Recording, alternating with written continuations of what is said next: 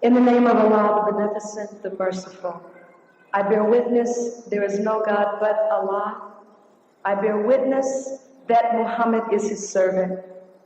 I thank Allah for giving us his prophets, for giving us Moses with the Torah, Jesus with the Gospel, and Muhammad ibn Abdullah with the Holy Quran. And I can never thank Allah enough for his intervention in our affairs in the person of Master Farad Muhammad, the great Mahdi, to whom all praise is forever due.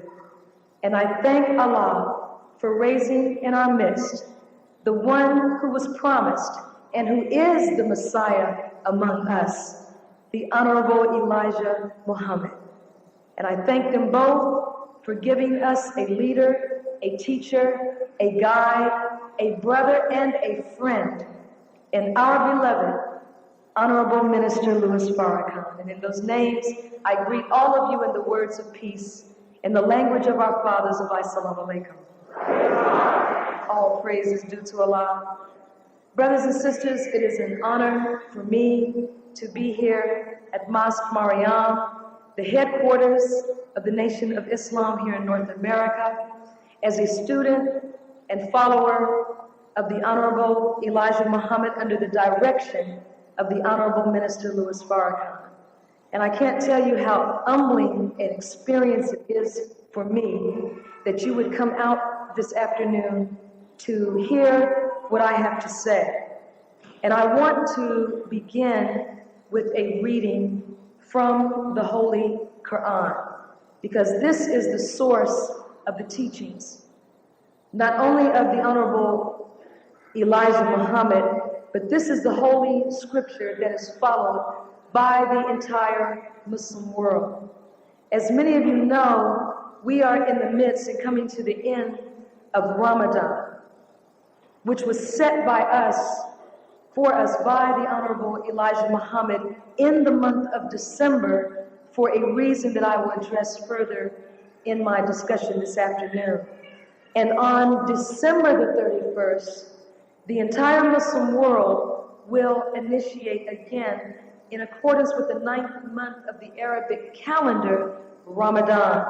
And of course, all of you are invited, if you are able and willing, to participate and to continue on with Ramadan with the rest of the Muslim world. I want to read, as I speak on this topic, the New World Authority, from the 61st surah or chapter of the Holy Quran. And it is called the ranks, el-Saf, the ranks. It is only 14 verses. And for that reason, with your patience, I want to read this entire chapter or surah to you. Section 1 is called by the translator, the triumph of Islam. The triumph of Islam.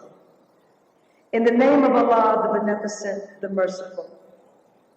Whatever is in the heavens and whatever is in the earth glorifies Allah, and He is the mighty, the wise. O you who believe, why say you that which you do not? It is hateful in the sight of Allah that you say that which you do not. Surely Allah loves those who fight in His way in ranks as if they were a solid wall. And when Moses said to his people, O my people, why do you malign me when you know that I am Allah's messenger to you? But when they deviated, Allah made their hearts deviate, and Allah guides not the transgressing people. And when Jesus, son of Mary, said, O children of Israel, surely I am the messenger of Allah to you, verifying that which is before me of the Torah, and giving the good news of a messenger who will come after me, his name being Ahmad. But when he came to them with clear arguments, they said, "This is clear enchantment." Now I want to stop here and say that in the footnote of this verse, the translator tells us that in the Bible, in the Greek translation, this name Ahmad is translated as the Comforter. The Comforter. Now, I only read this surah an hour before I came after asking Allah to give me a verse and a chapter for you. I asked him to show me what he wanted you to hear. And when I opened the book, it opened to the 61st surah. And so for that reason, I did not have the opportunity to thoroughly study this footnote. And when I began to try to study it, it escaped me, the depth of it, which was a sign to me that it is not for me to try to interpret that for you. You will recall that Minister Farrakhan warned us in the 19th study guide of giving interpretation, that we have to be very careful. But I can only say to you, it is important that we, as Minister Farrakhan is traveling around the globe now, look carefully on this word, the Comforter. And Jesus saying to his disciples, "I am leaving, but I will give you a Comforter." But you read footnote 2496 this very day. Don't go to sleep tonight without reading this footnote, because in it is a message from Allah for you that is relevant to this time period. Now I go on and read in 7. "And who is more unjust than he who forges a lie against Allah and he is invited to Islam? And Allah guides not the unjust people. They desire to put out the light of Allah with their mouths, but Allah will perfect his light, though the disbelievers may be averse. He it is who sent his messenger with the guidance and the true religion, that he may make it overcome the religions, all of them, though the polytheists may be averse. O you who believe, shall I lead you to a merchandise which will deliver you from a painful chastisement? You should believe in Allah and his messenger and strive hard in Allah's way with your wealth and your lives. That is better for you, did you but know."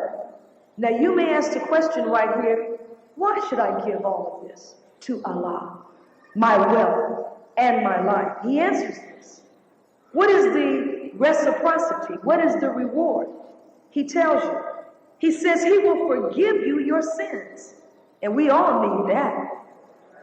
And cause you to enter gardens wherein rivers flow, and goodly dwellings in gardens of perpetuity. That is the mighty achievement. And yet another blessing that you love, help from Allah and a victory near at hand, and give good news to the believers. O you who believe, be helpers in the cause of Allah, as Jesus, son of Mary, said to the disciples, "Who are my helpers in the cause of Allah?" The disciples said, "We are helpers in the cause of Allah." So a party of the children of Israel believed, and another party disbelieved. Then we aided those who believed against their enemy, and they became predominant. Beloved, my topic for today, as not a teacher of yours, but a fellow student, And I can't tell you how overwhelmed I am that Sister Margaret Muhammad brought me on. To see this beautiful young woman who I've known since she was a little baby, and to see her stand here and to honor me the way she just did, is something how just when you get tired and start to feel discouraged, Allah gives you something to rejuvenate you.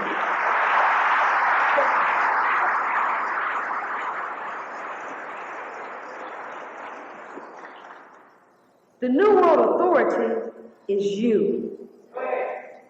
You are the New World Authority.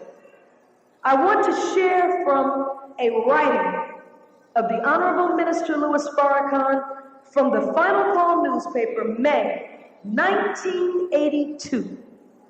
I didn't say 92. I said 1982. Memorandum to the Black Nation.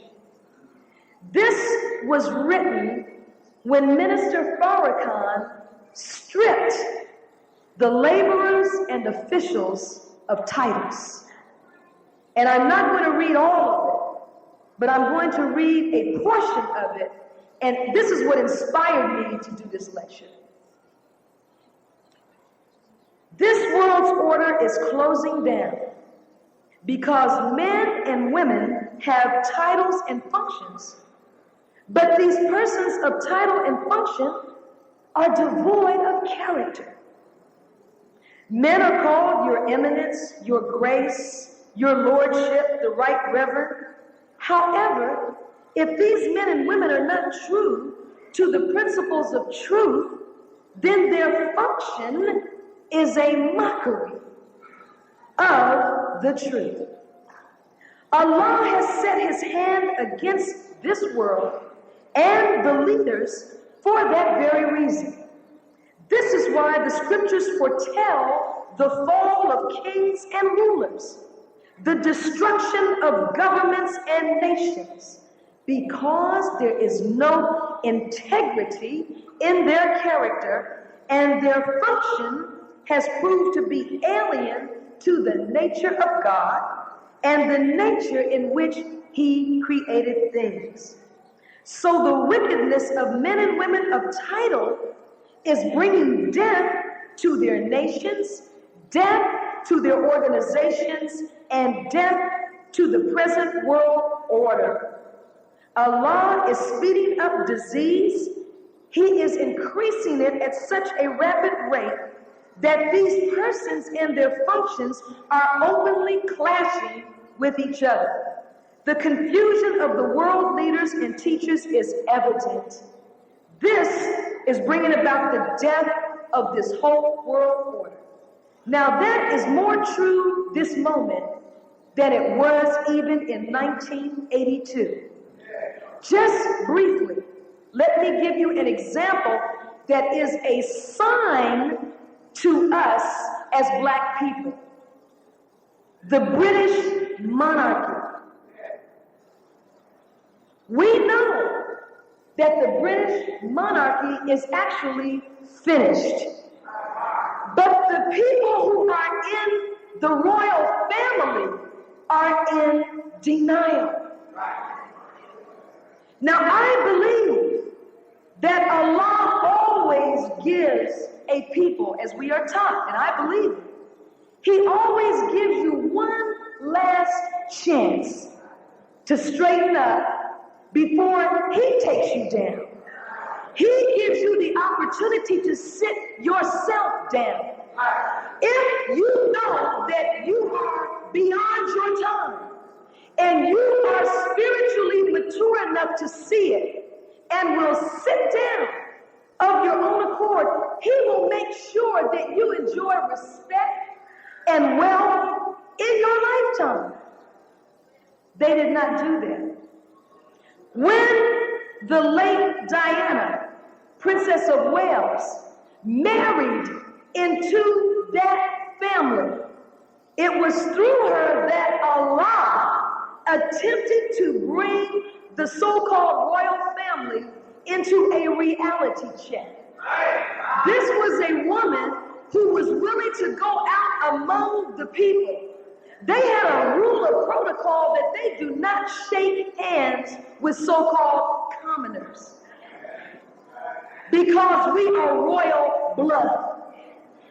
Now, what makes them royal?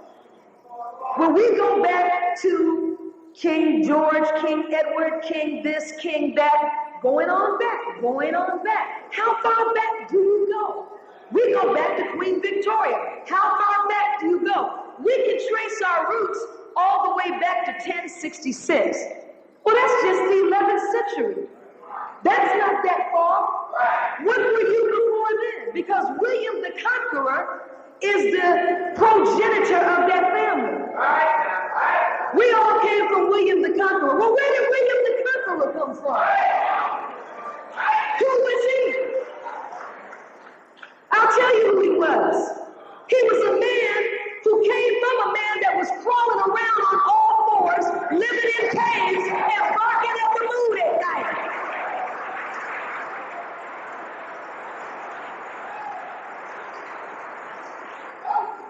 If you want to go back, let's go all the way back. You want to talk about what entitles you to something, let's talk about how you don't belong where you are. He says here, the aim of Allah is to bring in a new world order. The entrance of Jesus into the world represents the germ of that new world order. Now, when this woman, Diana, came into the family, she was popular with the people. She was a threat to the enigma or the mystery of royalty. See, they knew what she didn't understand. They knew that the only way they could stay in power is for the people not to know anything about them. Because once the people knew them, they would know, well, you're no different from me. So why should we be spending $10 billion a year of taxpayer money for you to live in wealth and go around and cut ribbons? They talk about there being an overpopulation on this planet. This planet is not overpopulated. There's just a problem with the distribution of wealth. That's what's wrong. And when she went and shook hands with children and slapped five with brothers and held AIDS babies in her arm, this made the people say, well, why doesn't Queen Elizabeth do that? Why doesn't Prince Philip do that? So she became a threat, and they pressured him. They said to him, look at her, look at your wife. She gets all the attention. They dropped seeds on it. They said, when you travel, it's like you're not dead. All they want to see is her. So he began to look at her in another way. And they said, you remember that woman Camilla that you used to deal with? Who was like his mother. He gave him comfort because his mother was never a mother to him. His mother would travel around the world and come back and pat him on the head like a dog. He had to make appointments to see his own mother. And so this Camilla became a mother figure to him. And so they made him distressed. They said, you're not getting any attention. He became jealous and envious of his own wife. What kind of man envies a woman? Not a real man.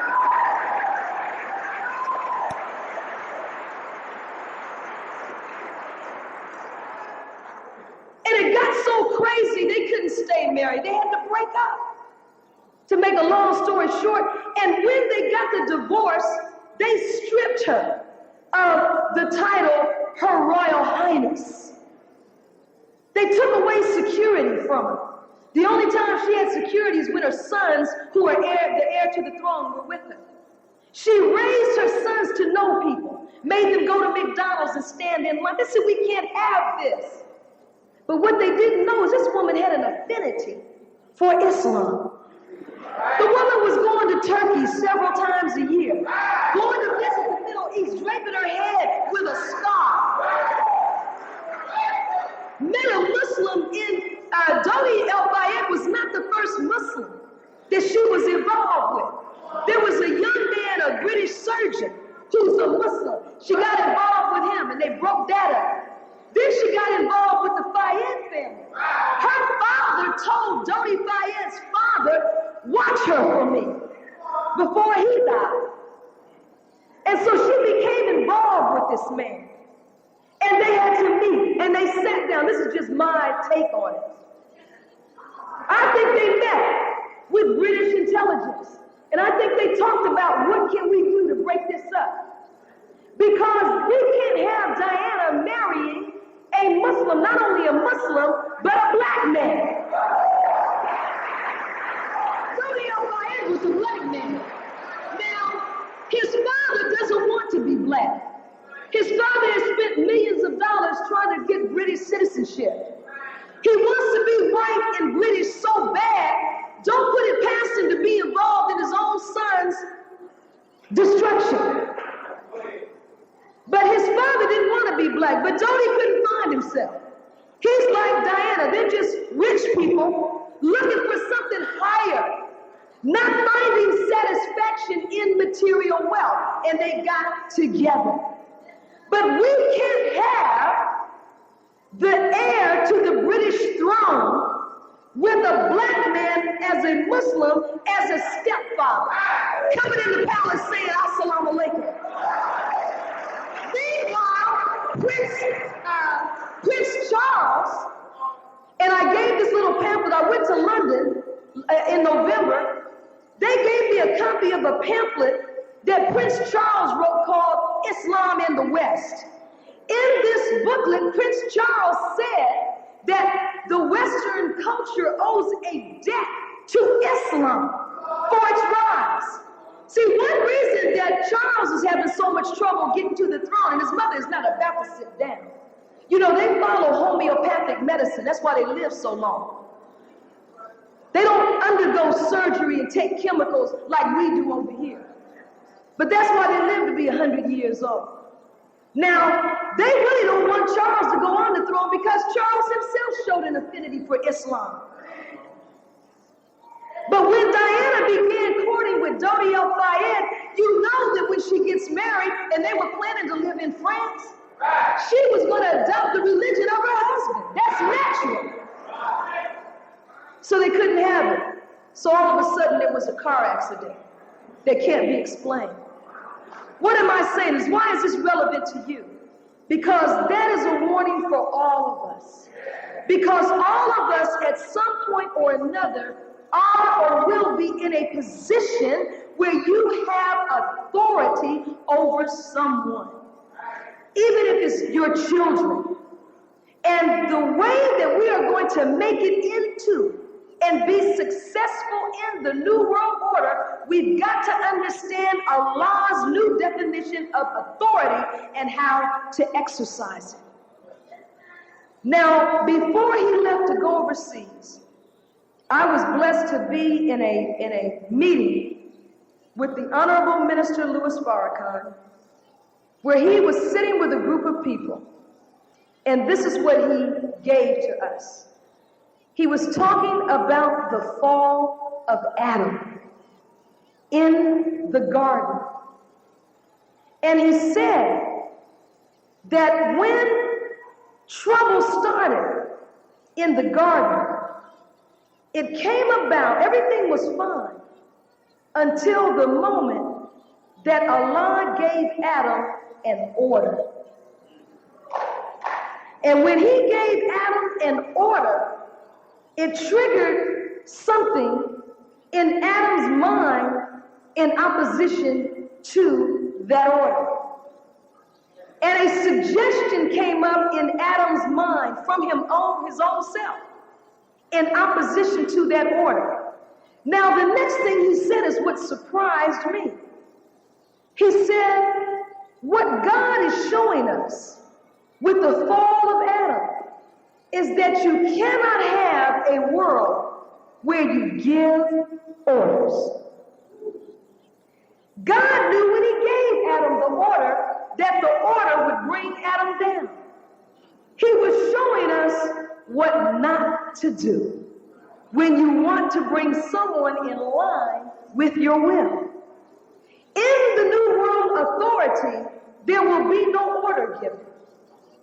Orders will come from the essence of God that is within each individual.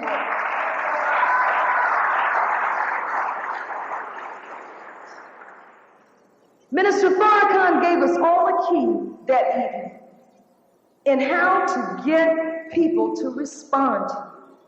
And I want to share it with you right now. He said, when you want something from God, you don't give God an order. You entreat God. You petition God. Because God doesn't like anybody giving him an order. You don't go down on the rug and do your rock eyes and say, let me tell you something, Allah. Do you know who I am? I said I want this prayer answered. I want it answered now. Or else. And the next day somebody finds you squashed like an ant somewhere, dead from a lightning bolt. Well, the Honorable Elijah Muhammad said, when you look at the black man, when you look at the black woman, you are looking at who? God. So if I want something from you, or you want something from me, you don't give me an order. You make a request of me. You petition me. You don't say, do you know who I am? I know who I am. Do you know who you are? You're a human being just like I am. Every one of us has attributes of Allah. I'm telling you from the minister how to make things happen for you today. Not tomorrow, but today. By entreating the divine attributes in your brother and sister. You need something done? You need some beneficence? You need some mercy? You need some war? You need somebody to destroy something for you? Allah is the best knower. You need somebody with knowledge? It's all right around you. It's right in your environment. But it's all about how you go about getting it. And so even your little 3- and 4-year-old children, they're gods. They're not a subspecies, they're human beings. Minister Farrakhan gave us an example. He was sitting at a table. There was a brother standing on a post by the door. He said, I could say to that brother, brother, go shut the door. I also could say, brother, would you please go and shut the door, close the door? The brother knows in truth it's in order. Because of the authority that I am speaking from. Well, if, as the Honorable Elijah Muhammad said, we all are gods, we all are some of the essence of God, then when someone asks us to do something, that's really like God asking us. But if I ask you and I am God, then I have to manifest that I'm God in the way that I ask. Do you understand? Because I don't need to be mean and nasty to exercise authority if I have legitimate authority.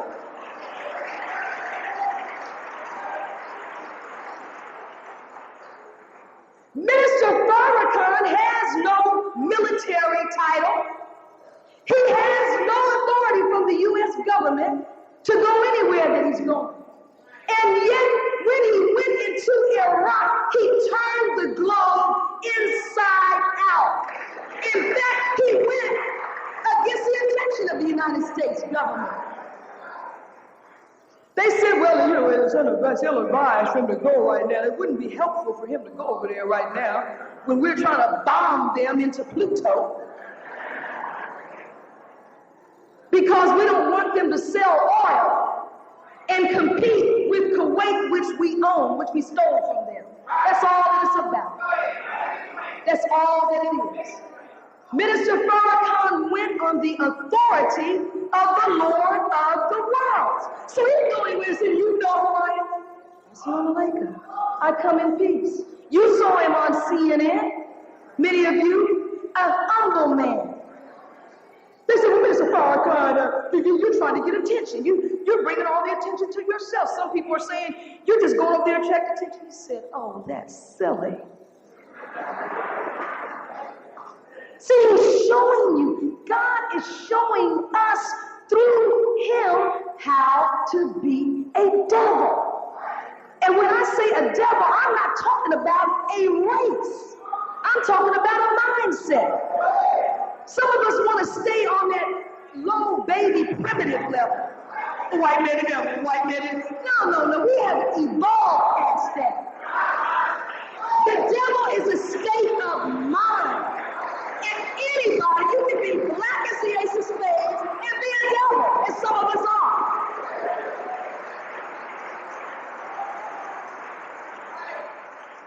And if you are not secure enough yet, after 60 years of teaching, if you're not secure in your blackness enough to be able to expand yourself to the whole human family, then that sounds like a personal problem. We can't hold the whole world back to keep telling you that you're okay. You are the original people. You're the mother and father of the whole human family. You are in authority by virtue of your birth. Now you have to move on from that and act like you know you were in authority. But after he left Iraq, even though it's supposed to be such a terrible thing to go, the other day I saw Santa Claus arrive in Iraq. Santa Claus flew into Iraq on an airplane, real skinny Santa Claus. He came from Iceland. He flew into Iraq. I mean, that's what he said. He said he was Santa Claus. I'm not going to question who the man said he was. He had a red suit on and a beard. He said, I'm Santa Claus. And he brought a plane full of medicine and food. And he got off the plane and he said to America, stop killing my children. Lift the sanctions. Then right after Santa Claus left, Russia came. The delegates from the Russian parliament, they came and they said, we're coming here not to bring weapons and death like some countries we know. We're here to bring food and medicine. And then they left. Now, do you think this is a coincidence? Duh. Minister Farrakhan just left. Now the whole globe is there. What I am telling you is that authority does not emanate from a title. It emanates from being in tune with the will of God. And all praise is due to Allah. For the Honorable Ava Muhammad and the Honorable Minister Minister Farrakhan. Now let's talk about us. Preparation. Whatever you want to be, you can be that. You're not too old, you're not too young to work your plan and plan your work. Preparation is the foremost key to success. Preparation. If you're building a structure such as this mosque, you have to prepare a strong foundation. Every step of the process is important, but if we lack a foundation, we compromise the integrity and safety of the entire structure. Now, as a human being, you desire to succeed in something, don't you? You don't want to fail and be incompetent, and you don't even want to be just okay. You want to master something. But in order to do that, we have to prepare a foundation. And that consists of spirit, mind, emotion, and the physical body. Now, why is it important to prepare ourselves? Because if we don't, we will develop compensatory habits. What is a compensatory habit? Well, it's also known as a bad habit. A compensatory habit is something you do to make up for not being prepared. I see Minister Ava Muhammad sitting over there. He once told us in the ministry class, he said, you know, when you're not prepared to give a lecture, when you go out on the rostrum and start telling the audience, give yourself an applause.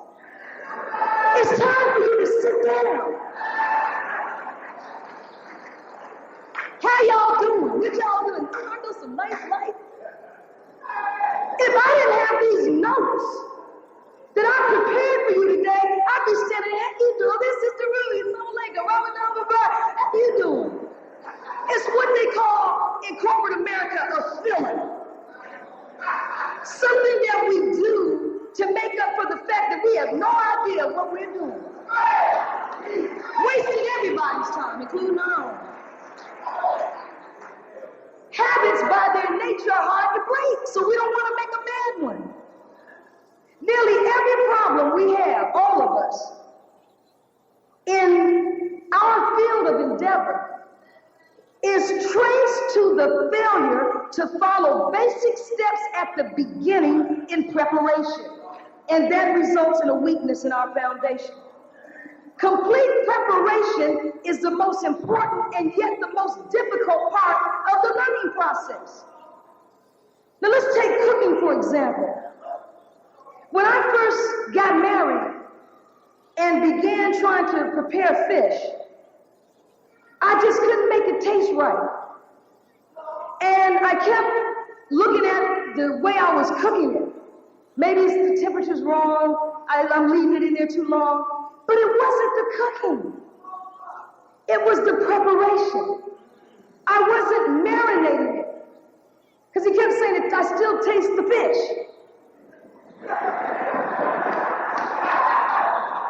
Now, when you cook for a black man, you have to perform miracles. Black man said, I don't want a fish that tastes like fish. I want a fish fit for God. And I am not eating fishy fish. And I want it to taste like the dock. And then somebody whispered to me, you need to marinate it. Let it soak in some olive oil, some season, or whatever. But you have to prepare. The cooking is nothing. The cooking, you just throw it in the oven and take it out. But it's shopping for it, making sure it's fresh, making sure it's of good quality, because if it's rotten or spoiled or no good, I don't care what you do to it. Everything is preparation. If you're painting a car, you have to clean it, sand it, fill in the nicks, pound out the dents, sand it again, clean it again, mask it and prime it. Then you stand back and spray it. The painting is easy. It's preparation. And I am saying to you that when you look at the Honorable Minister Farrakhan, you're not looking at a shoot from the hip black leader.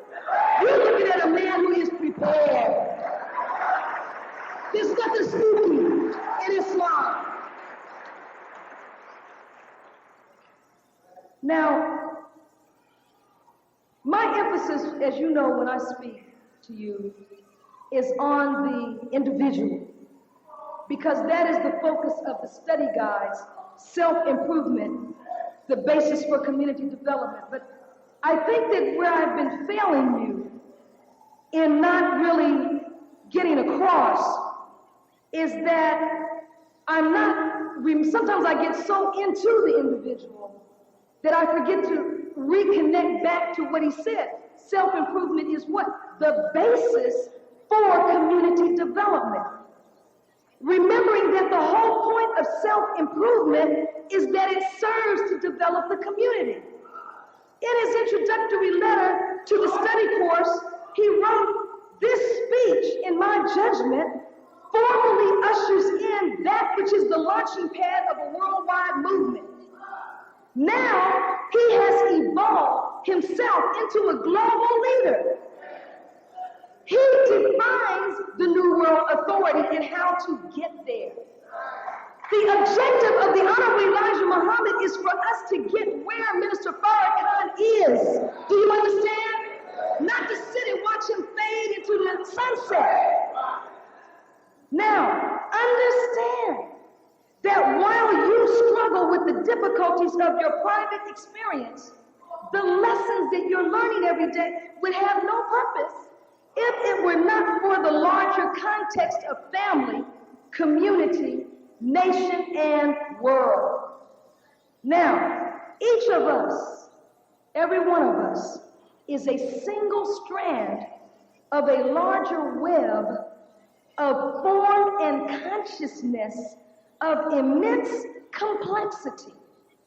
And that consciousness sustains this whole planet, keeps it floating in orbit in response to the light, and heat coming from the sun.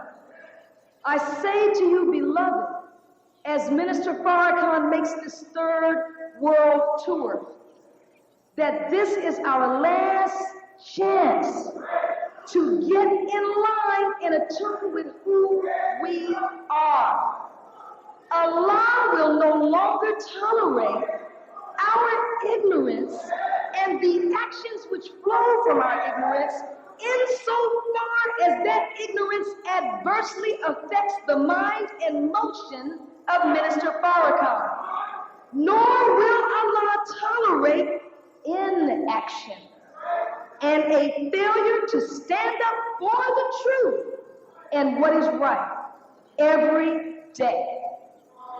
Are you aware that your spirit chose its birth culture with exquisite care? You planted yourself in this time and place because it offered you that which would enhance your divine purpose. Each of us feeds an unbroken stream of energetic information into the atmosphere, and together we form a collective pool of consciousness which reflects the thoughts and experiences of all life in the universe. Now, when we dip into metaphysics, and if I come to you and say, you create your own reality, and this is what we're taught. You create your own reality.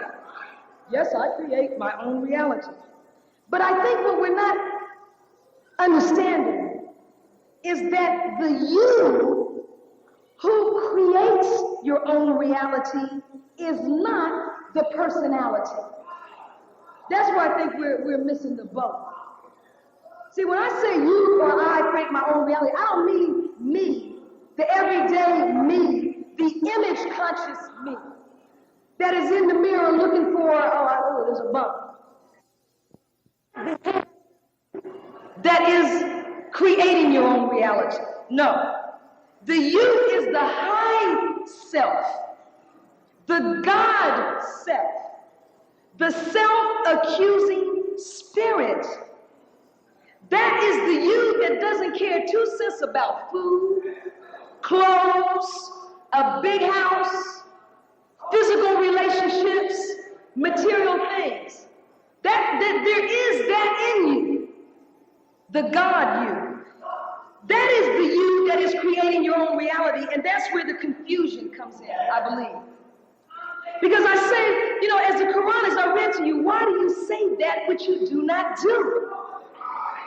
I'm not shouting that at you, that's for me. Why do I say, oh, Minister Farrakhan, I'm going to help you? And I've been saying this for 15 years. And I'm not significantly helping him. Because I get confused between the God me and the everyday me. And I'm looking for the personality to do it, and the personality is not equipped to do it. That you that creates your own reality has vast knowledge, and it is the one that decided when and where and through whom you would be born.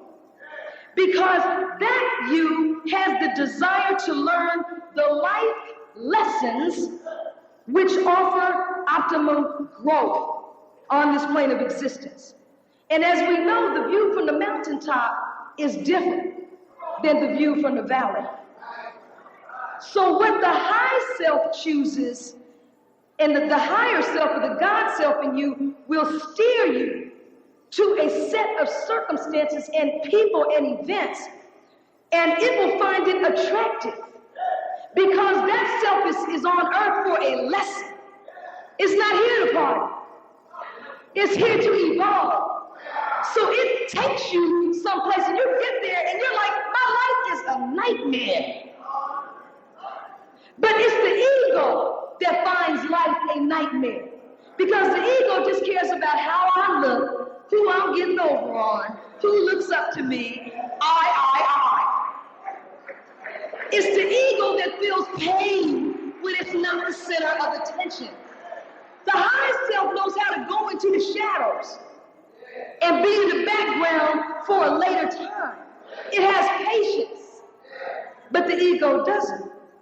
So many of the most meaningful lessons in life come from relationships because the self-accusing spirit will arrange for you and I to have interactions with people, and it might be very unpleasant for the personality. You see what I'm saying? So the personality says, I don't even want to go around that person. Person, personality, is from the Latin word persona, which means mask. The personality is what the ego wears to maneuver through society. Now, the ego is so self-absorbed that while the God self is up on high, working out lessons, the ego doesn't even know. It could be prepared for these encounters, but it's so self-absorbed, how do I look today?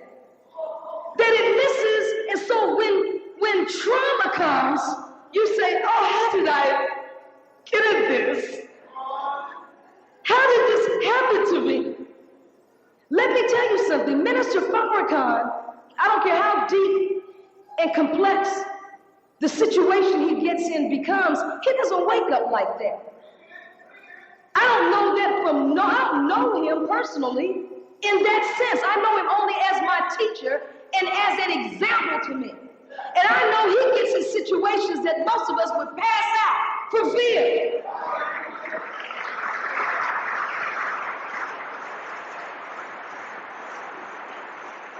We'd rather sit at home and say, you see the minister on CNN? He was awesome. He tore it up. We don't even know what he said. He was bad.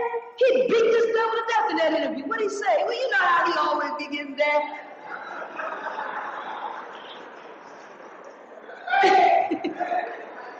That's the ego. Ego is so self-obsessed, not really listening to the minister. You're just sitting around saying, I can't wait till I go out and tell everybody I'm with him. So everybody will like me and look up to me. I'm a Farrakhan.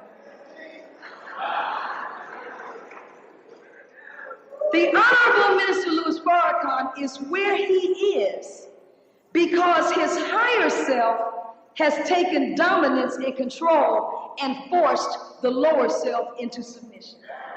That's what you're looking at. You're looking at a man where the God in the man has subsumed the personality.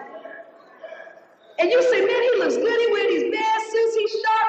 He doesn't even think about those things. Those things automatically come within your sphere. If you beat God, you know you're going to look like God.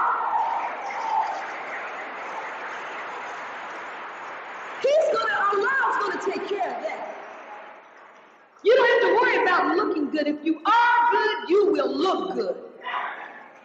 Now, it is through Minister Farrakhan's miraculous advancement as a black man in our midst and his achievements that we are able to see our own selves. He's not doing this for us to look at. We have the power to do the very same thing, but manifest it in a different realm that we are master in. But every one of us is a body of energy. See, he's past being a physical person. Now he's a moving ball of energy. He's not going from block to block. He's going from country to country, circling the globe in a short period of time. We are able to see that each of us is that, though.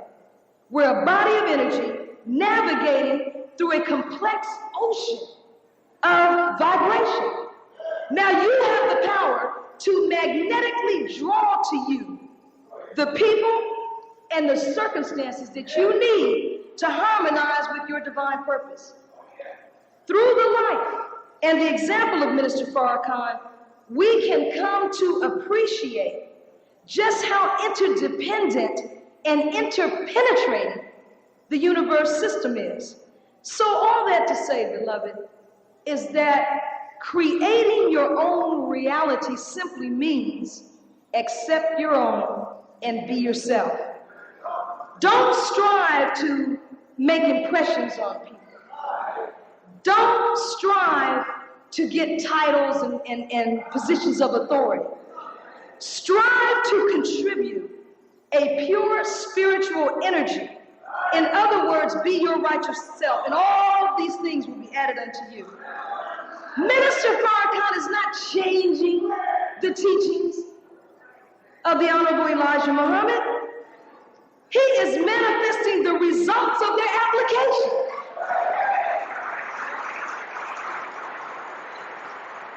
You see, some people are in a time war, and they're upset because they want to engage in name calling and make everything an issue of race and blame some external force for their condition.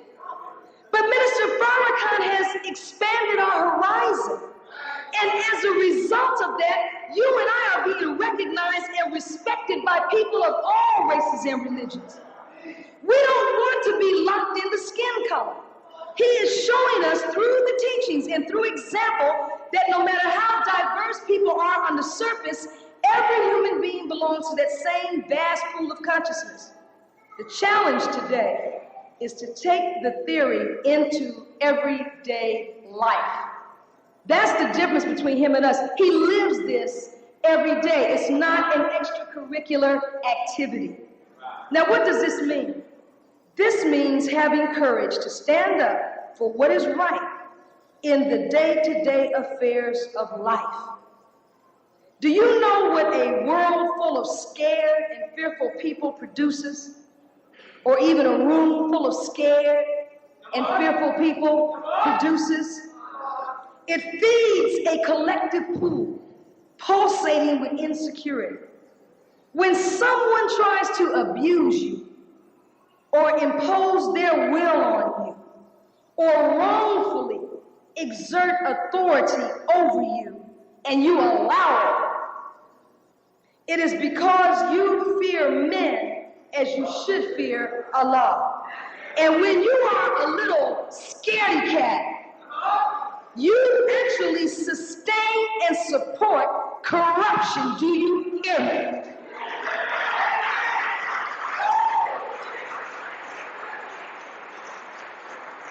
I have heard Minister Farrakhan say that sometimes we use virtue to cover a vice.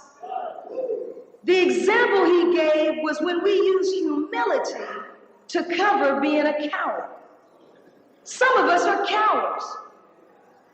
And when we witness injustice, whether it's out there or in here, we witness injustice or abusive authority, we hold our tongue and feign equanimity. We allow the one who's willing to stand up for truth, who will stand up for right, we allow them to stand alone and take the weight. We make a strong individual look like something's wrong with them because they'll speak up while we hide like little mice. And all praise is due to Allah. The truth is, while we like to say, I'm humble, I'm respectful, we're really saying, I'm just as angry as you are, but I'm a coward.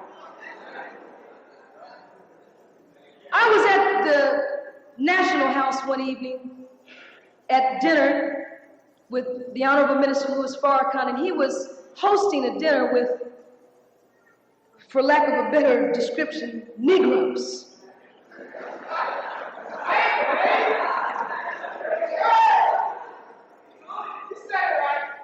And there was boasting about her family and the latest one to obtain and earn a PhD and this, and we've done that, and we flew here and we flew there. I just came from the White House, and I had dinner with the presidents, and and I'm this and that. And he let this go on and on and on and on. He said, that's so nice. And this went on and on, from soup to coffee to water. And just when we were about to end for the evening, the minister said, you know, brothers and sisters, I don't know if you all realize, I don't desire to always be the center of controversy. And I want you to think about this too. You know, it's stressful to be at the center of controversy. You know, all of us want to be loved and be popular and, hi, how you doing? And be welcome everywhere we go. But in a wicked world, if you're going to stand up for truth, you're not going to be welcome. You're going to be talked about.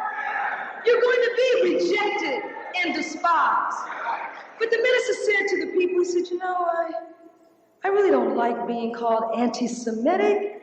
I'm not anti-Semitic. I'm not a racist. I'm none of these things. But it's scared Negroes like you that make me look crazy.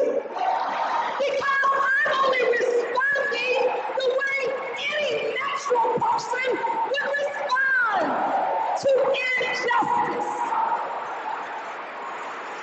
And all praises be to the Honorable Ava Muhammad and the Honorable Minister of Islam.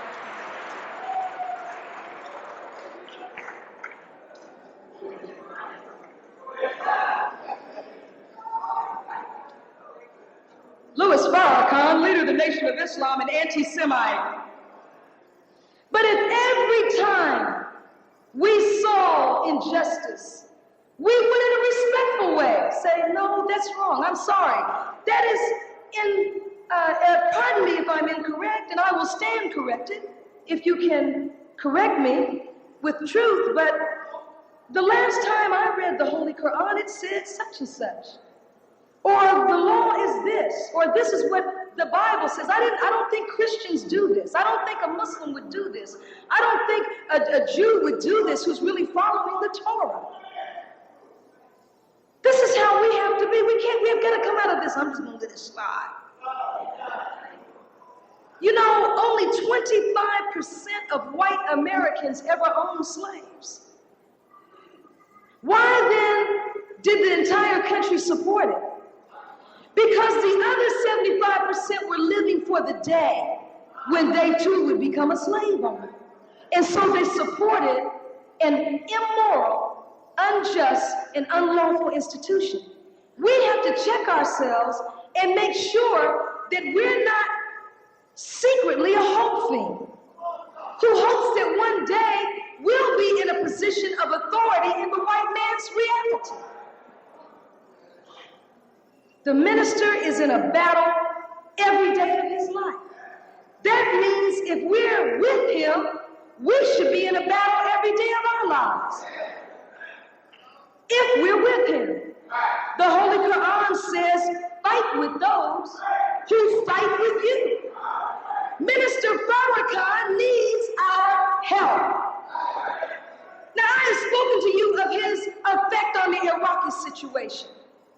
Now look at it. You know that for decades, the Honorable Elijah Muhammad taught us that Christmas is a pagan practice, this holiday. It has nothing whatsoever to do with honoring the birth of Jesus. Nothing whatsoever as we know it and practice it in America. This was just invented, and really the way we know it today just came into being at the end of the 19th century. We know that this is a retail scheme. We know that the retailers make 45 to 50% of their entire annual budget in those days between Thanksgiving and Christmas, as it were. It is nothing but a time it distresses people. because people don't have the money for this madness. It gets people upset. People want to commit suicide. They're out robbing people to get a few dollars to buy some toys that are going to be broken. But now, finally, people run up $200 electric bills running lights. But if you'll notice, because of constancy and persistence, it's breaking up. It's coming apart. This year, they fell far short of their goal because people, the consciousness is awakening in people. And they're saying, wait a minute, I can take this $1,500 that I'm spending on toys that are going to be broken and do something that's going to be of more lasting value. I can spend money on life. You can put a down payment on a home or something instead of indulging in these holidays. 85% of black people in America are in an apartment, not in a home. Why? Because we are constantly chasing after these artificial holidays. But my point is, all of the work of the Honorable Elijah Muhammad and Minister Farrakhan is not for naught. All of your sacrifice is not for naught. Because now you see people, especially black people, are coming up out of this madness. Because this has gone from a holy day to a holiday. And if it continues as is, if people continue to wake up 5 years from now, they won't bother with this at all. If you drive through your neighborhood, you see fewer and fewer places with all of these lights and madness that we cannot afford. But this man needs help. Minister Farrakhan is like the Air Force. You know, when you're at war, you send in the Air Force first. They fly over, they drop bombs. He goes around the globe dropping bombs. But the ground troops, that's us. We have to get up and come behind him and follow through. And that is what is missing. I am begging you today, please go in yourself and find what it is that you have to do to make this new world order of peace and harmony come in. We don't have to sit and get old and die. We can live to experience a peaceful and harmonious world if we would but get up. One man cannot do it. How much do we want him to do alone? We have got to show the world that it is time for God's will. Now we are living, as I close, in a transitional moment in history. And Allah, as I said, has chosen Minister Farrakhan as the instrument through which this old anachronistic world is being destroyed, and it's going to be replaced with a compassionate, balanced perspective. There will be a complete change in the way we live and the environment that we live in. You know, some of you are meant to leave here and go live in other countries and teach other people and then learn from them. You're not meant to just sit in some little seat all your life. Minister Farrakhan has announced, sisters, that he is going to put women over mosques, over cities. This is revolutionary in the Islamic world.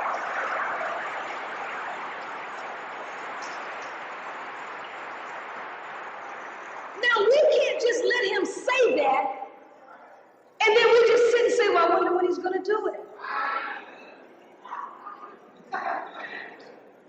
When he comes back from overseas, we should be able to give him a portfolio and say, here's a sister so-and-so in Poland, Idaho that can teach. Here's a sister over here in this place and that. Brother Minister, we're preparing.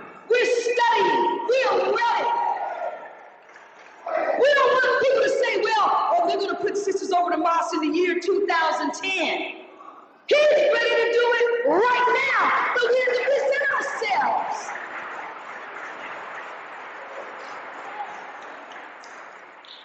Success is preparation. Being ready, it's not getting lucky.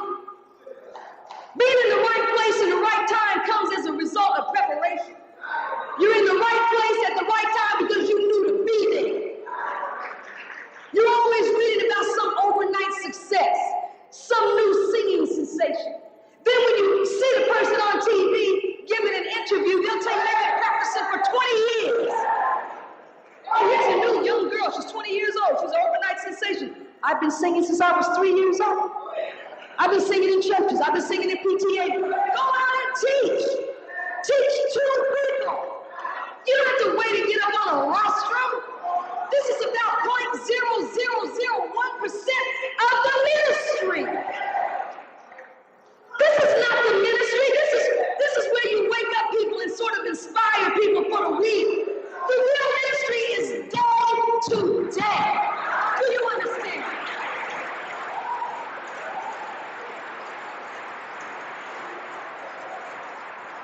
I don't want him to come back here and everybody just sitting here.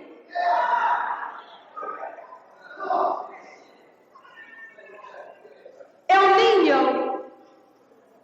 is a Latin term meaning the Christ child.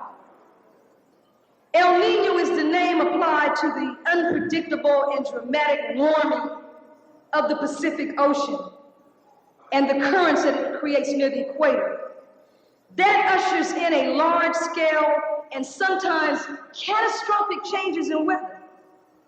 And that name El Nino was given by fishermen in South America who noted the arrival of these warm currents toward the end of December.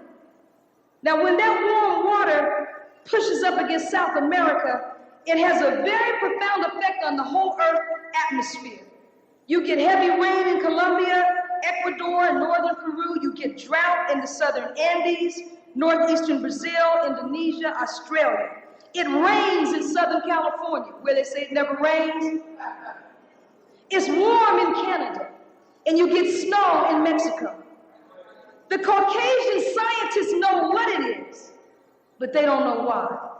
And they don't know who, or they refuse to recognize who's causing it. You can't say you believe in an omnipotent God and refuse to say he's directing this. The Honorable Elijah Muhammad said behind every force of nature is the active will of God. But what the scientists don't realize is that God, right in our face as we live here, it's like when you're sick in the hospital, laying in the bed, and they come in and change the sheets with you in the bed. And you don't even hardly know it. God is rearranging the whole earth while we're on it. Why? Because he's about to accommodate a new world order of peace and harmony and remove the old one. So in order to qualify for your place, you and I, we must attain a clear, pure, tranquil consciousness. The key is to open the ego or the personal self to the divine wisdom flowing from the self-accusing spirit or higher self. You see, the planet Earth is moving on a faster frequency than it once was. So that means the distance between your God self and your lower self has got to close.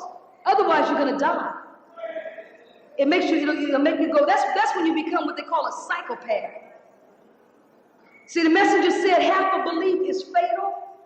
It's worse to sort of believe in God than it is not to believe at all. Because the part of you that believes will go to war with the part that doesn't believe. And in truth, we all go through that. It's a phase that we all go through where we just go crazy. And it's just a matter of being able to survive till we come through that phase and get up to the higher level. That's why the messenger said that as the doors to paradise open, many will leave Islam. He doesn't mean on the big judgment day. He means every day.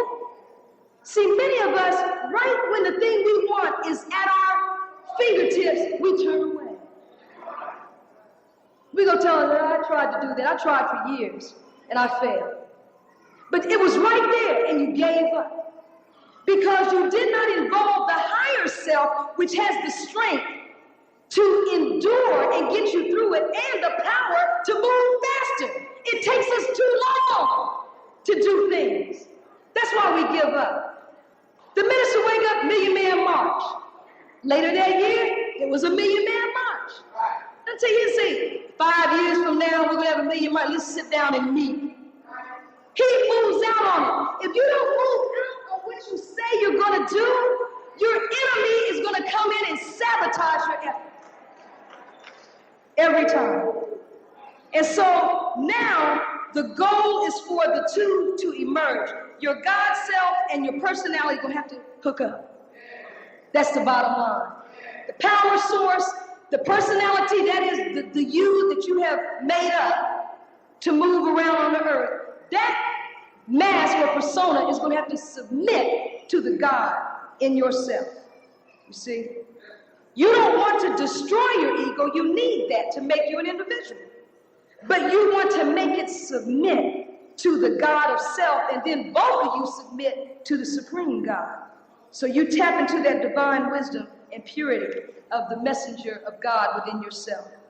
And you have, what'll happen is when you do that, and as we all begin to do that, we'll start having a better awareness of the deeper meanings behind things.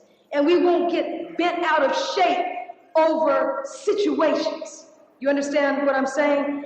You want to step outside and beyond these little day-to-day personal encounters and stop worrying about somebody busting you. Let me tell you and close exactly how to empower yourself from these teachings. Emotion.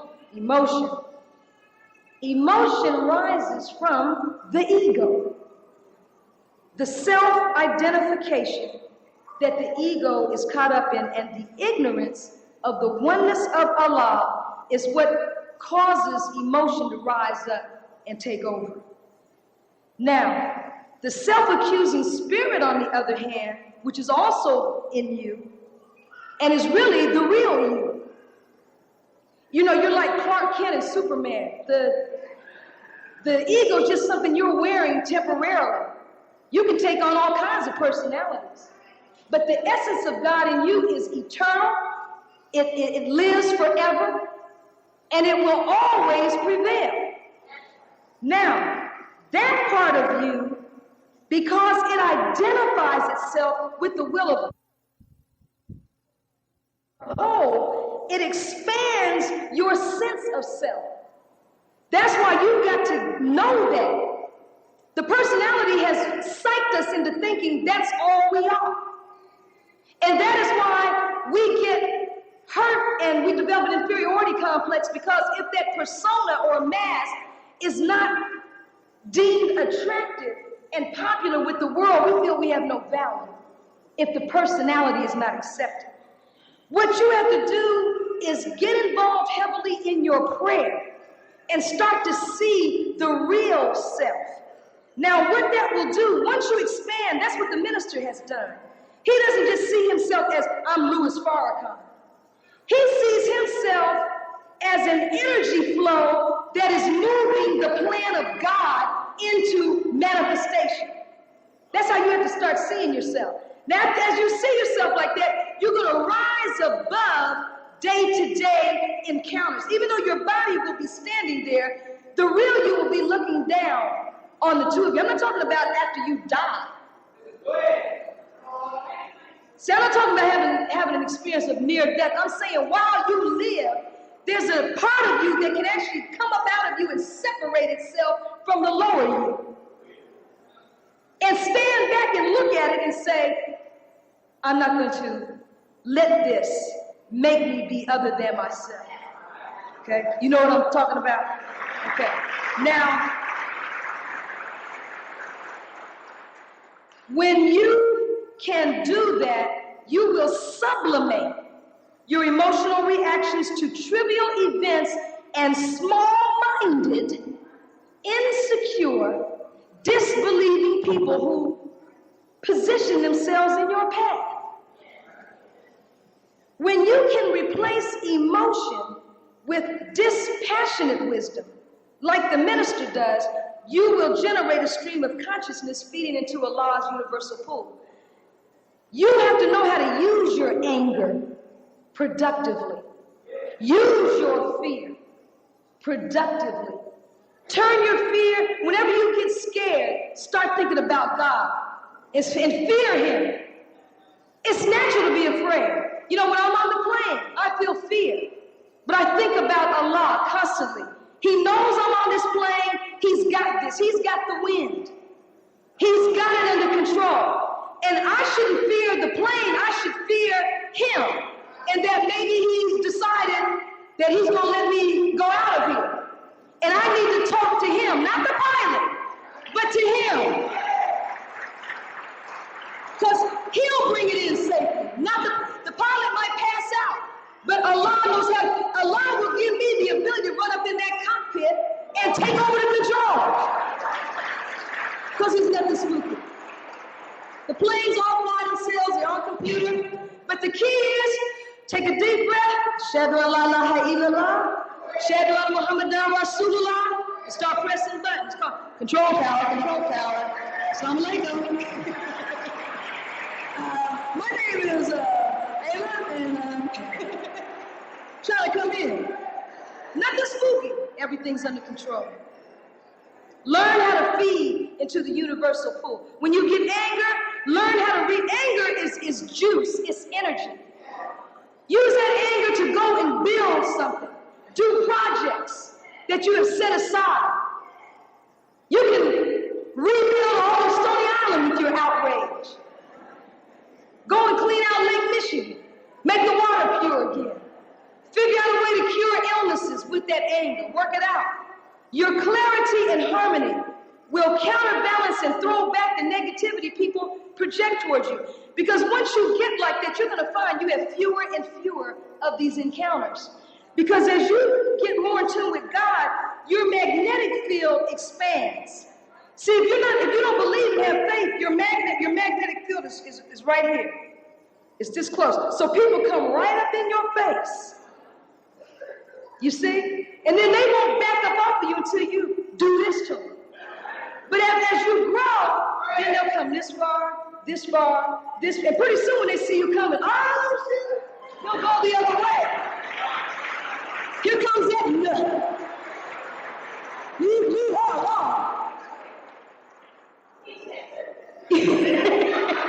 What do they say about the minister? He's crazy. But they leave him alone, don't they? I bet you'll sit outside our meeting and plot, won't you? You won't come in here. They don't run up on him. And that's how you have to be. You have to be willing to be the nut, the lunatic, the one that's always jumping up saying, that's wrong, and I'm not going to take it. All praise is due to Allah. You must command respect. Never allow yourself to be disrespected by anybody. The minister told me when I went into fight in court, he said, sister, fight them on every point. Don't let anything slide. A lot of times we'll let something go under the gut. Well, it's just trivial. It was wrong, but I'm not going to say nothing because it wasn't a big thing. Lies are always a big thing. Abuse is a big thing. Injustice is a big thing. And if you don't check it when it's small, it's just going to grow.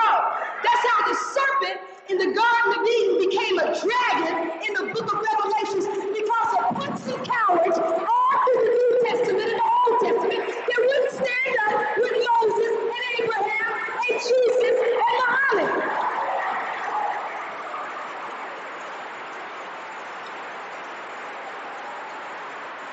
Civil order number 9, allow no one to commit a nuisance on or near my post. Rise above the tight and narrow focus of ego, where you fear loss of a job, loss of a couple of dollars, loss of a post. There's no billionaires in here. How much money are you going to lose? What do you care about a title? Are you using it to get you in first class on the airplane? So what if you lose it? Embrace the we and the us of the Holy Quran and let your consciousness shift to a higher wisdom. May Allah bless all of us with the light of understanding as I leave you in peace. Assalamu alaikum.